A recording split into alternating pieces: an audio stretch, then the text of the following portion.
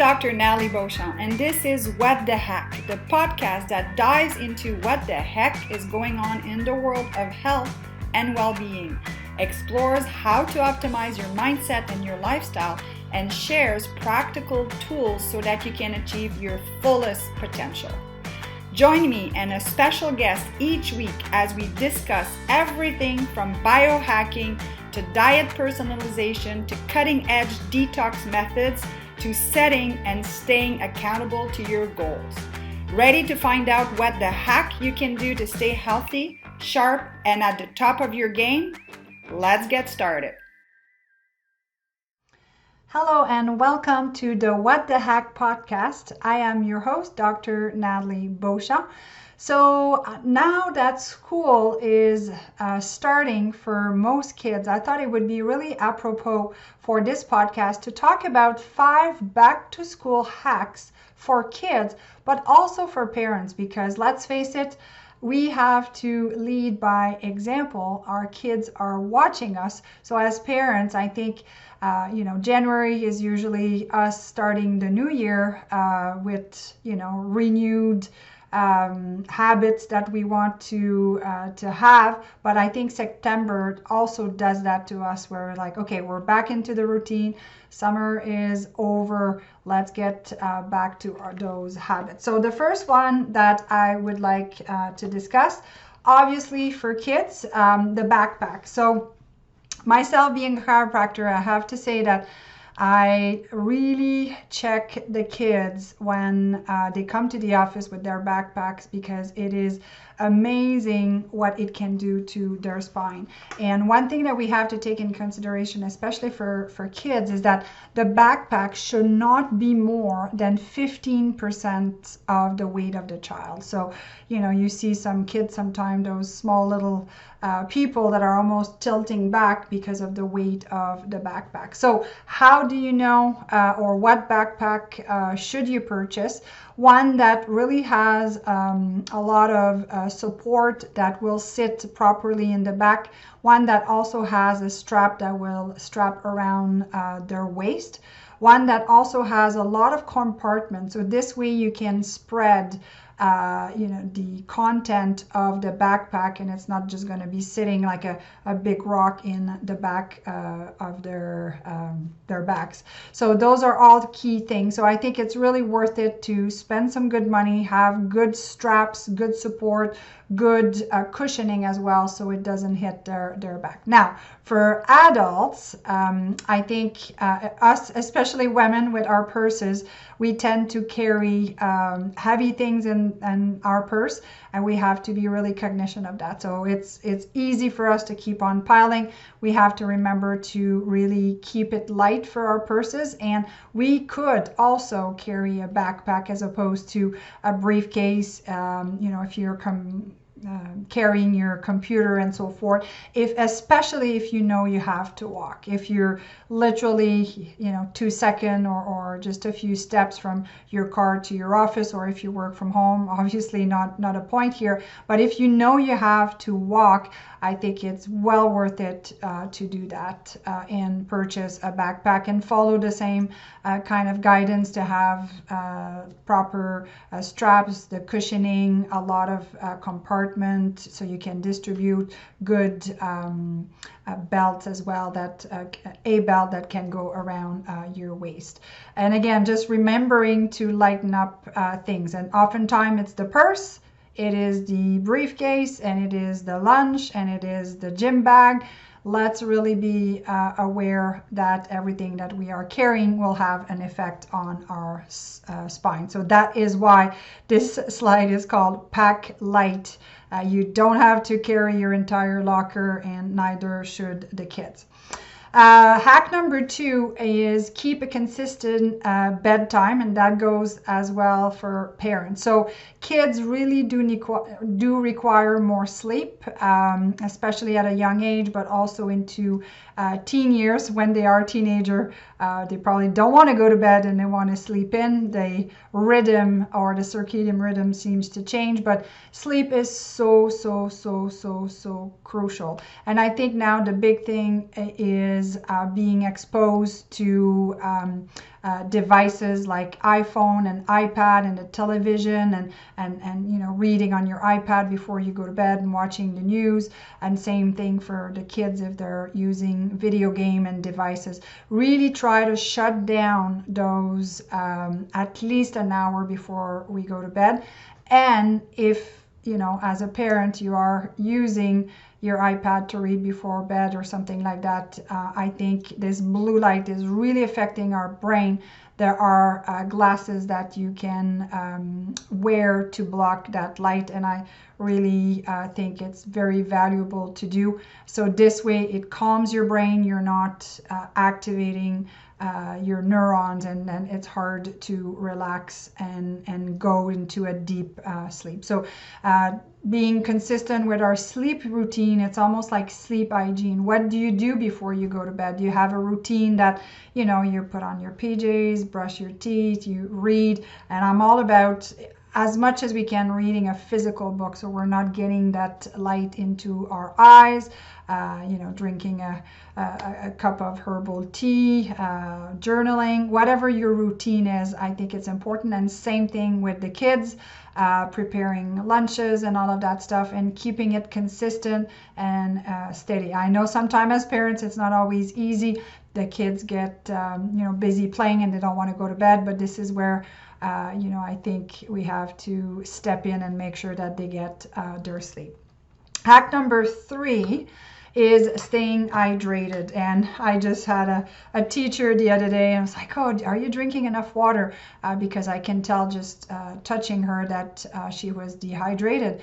And she says, well, I'm a school teacher. If I drink too much, I don't have time to go to the bathroom. And I just really could sympathize with her, because that's a weird situation to have, but it's her reality. But making sure that kids are well hydrated with water. And I think by now most parents know that giving juices full of sugar are not good for our kids. Really train and make it fun with the kids to potentially adding cucumber or watermelon or some fruits in the water, especially when you're at home, because all day obviously wouldn't be a good thing to have your fruit soak in the water for this long. But making it fun, making it like it's something that we have to do as human. We are 65% water, and kids' water content is even higher. And they sweat, they play, they do all sorts of things to increase their heat. So and sweat. So we really need to make sure that they stay hydrated. And I think it gets to be a bit of a habit thing. It gets to be more of a cultural thing, that a treat is not just a juice or other fluid, because all of those other fluids usually will contain sugar. Even a glass of milk, if you do decide to do dairy or not dairy, but a glass of milk is loaded with sugar, and God knows we don't need more sugar. And hack number 4, I talked about it already a little bit with the sleep, but limiting the use of mobile device. Kids now, depending on what grade they are already in school working on the computer. And where I want to go with this is that when we are on our mobile device, our posture is hunched over like crazy. We call it text neck. Sitting has been said to be the new smoking, and that's for adults and kids as well. So what does the effect what is the effect on our neck is that basically if I have my phone like this and I'm texting, my head is forward, and I see it all the time, even at the clinic when people are waiting in the chair, they're like this. Well, the kids are too as well. So posture is a big thing, but also from a brain point of view, heat is emanated by our cell phone, and the cranium of an adult is thicker than a child. Literally, I mean, I should have put the slide here, but you can see, if you just Google it, pictures of a cell phone and a child's head, and you can see that the electromagnetic field, the heat is going right through their skull. This is serious stuff, even for adults. I mean, as an adult, how many times did you end up being on a call for a length of time, which I really try to use my earphone for everything now. I try as best as I can to not put my cell phone right on my ear. But when you've had to do it, have you noticed that your ear is going to get hot? Well, that heat is going right to your brain. And now with the coming of 5G, I think it's gonna open a whole slew of problems that we are going to have. So limiting the use of mobile device, limiting how we're using it, meaning take a wires so you're not using it right on your ear, and then limiting wearing those devices. Teenagers are already having a cell phone given to them by their parents just to make sure we can keep track of them, but they're wearing it on themselves and oftentimes around the genitals, and it can affect fertility, oftentimes around the breast area for the girls, and it can obviously have negative impact at a cellular level. So limiting the use of mobile device from a safety point of view, from an electromagnetic field point of view, but also from a brain stimulation point of view. I think it's important to have some downtime. I think as a family, if you at dinner time everybody's on their device, at some point you need to make the time and say, okay, we're disconnecting. It has become part of our daily living. I love technology as much as the other person here, but I think we really have to be more and more cognition of that. Lastly, hacks to strengthen our immune system. So the fall usually means that people are getting sick more. It is called the flu season. I didn't know that there was a season called the flu. I thought we had the holiday season, but it's been sort of named the flu season. So what can you do to make sure that your kid's immune system and your immune system stay strong? So first, we talked about it already, but sleep is a huge component. We cannot cut on sleep. This is when the body recharge, reboot, growth hormone, cortisol. We just really need, think about, the fact that you charge your cell phone at night. Sleeping is you rebooting your entire system.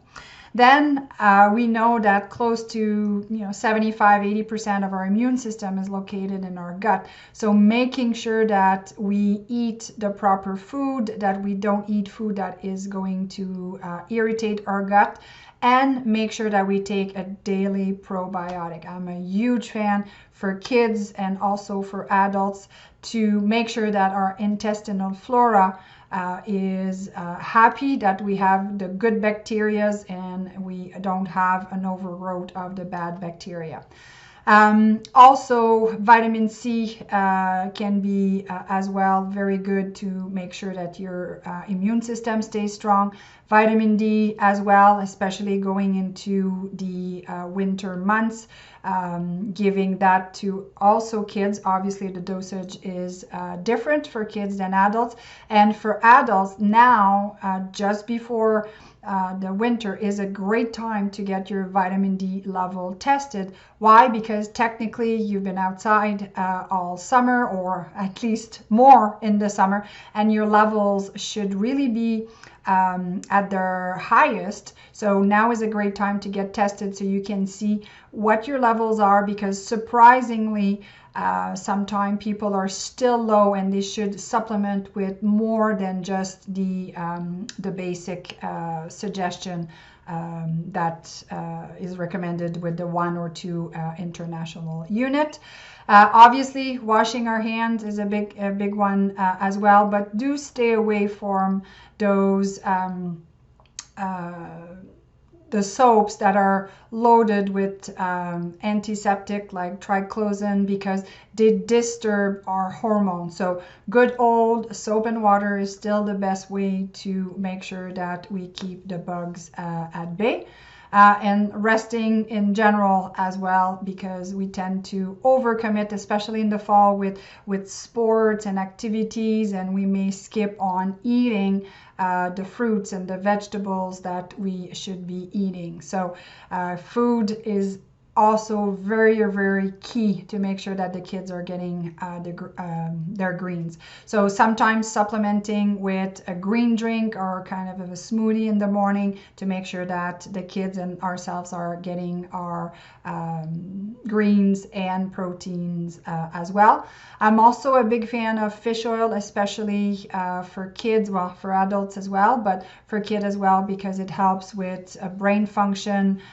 So the omega-3 EPA and DHA, especially for kids in school that might have a bit of a hard time with concentration and learning, it can go a long way to have a supplement with fish oil, because our North American diets are fairly high already in omega-6 and 9, but not so much in omega-3s, because it's mostly fish, some seeds like flax seed and chia seed, but they will be transformed less efficiently in our body. So if people don't eat fish, it's a really good idea to supplement as well.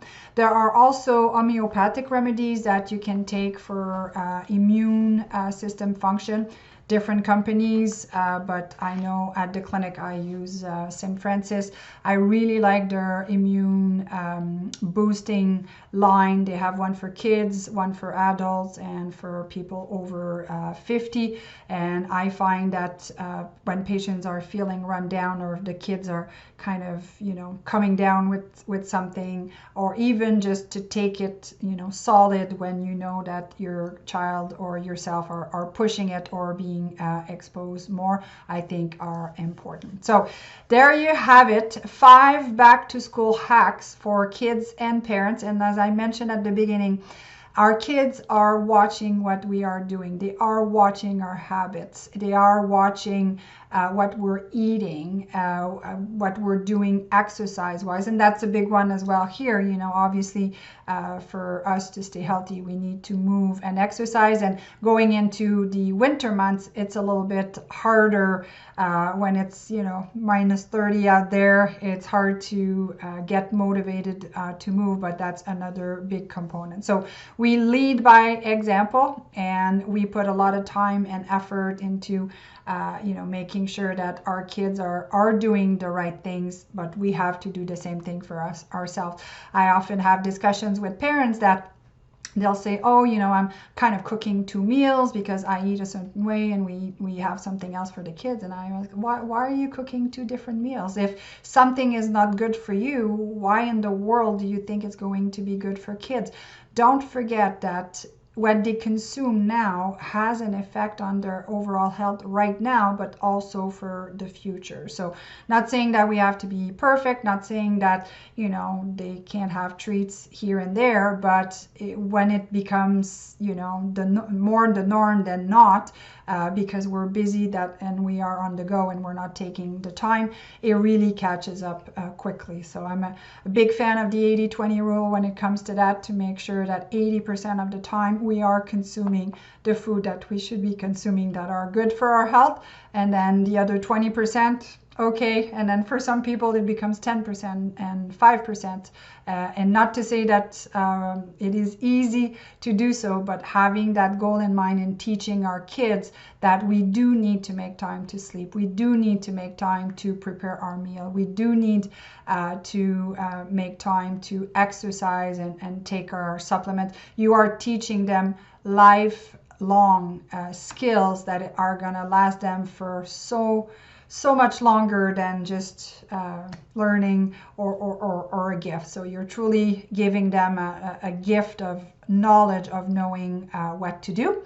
And lastly, again, because as a chiropractor, I can't forget about the importance of keeping their nervous system healthy. So the nervous system controls every cell, tissue, and organ in the body. And when people are in better alignment from a spinal point of view, their nervous system are working more efficiently, and it makes them more adaptable to fight a bug, or if the kids or self get sick, it allows us to recuperate much faster. So a healthy nervous system is strongly related with a strong immune system. So there you have it, 5 different hacks for back to school.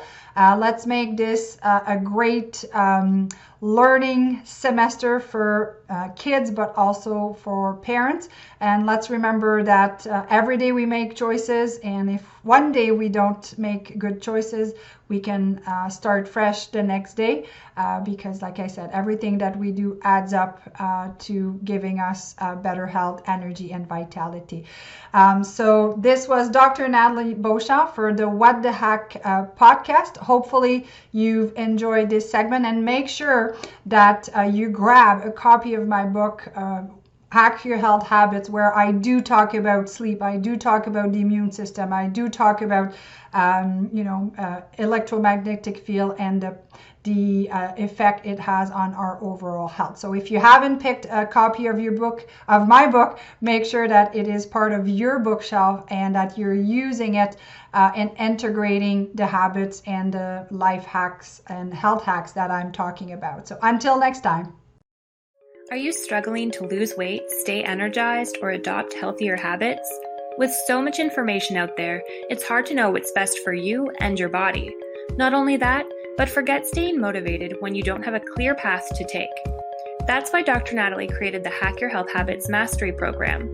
The program is an online, self-paced, transformational program that can help you truly maximize your mind and body's potential. The best part, it's done right in the comfort of your own home and on your own schedule. The Mastery Program teaches you everything that you need to know to take control of your health once and for all. The modules are organized in a manner that is sure to keep you accountable and motivated throughout the program so that you achieve success. Are you ready to finally hack your health habits? Go to www.hyhhmastery.com to learn more. I'm Dr. Natalie Beauchamp, and this is What the Heck, the podcast that dives into what the heck is going on in the world of health and well-being, explores how to optimize your mindset and your lifestyle, and shares practical tools so that you can achieve your fullest potential. Join me and a special guest each week as we discuss everything from biohacking to diet personalization to cutting-edge detox methods to setting and staying accountable to your goals. Ready to find out what the heck you can do to stay healthy, sharp, and at the top of your game? Let's get started. This has been a Wellness on the Go production.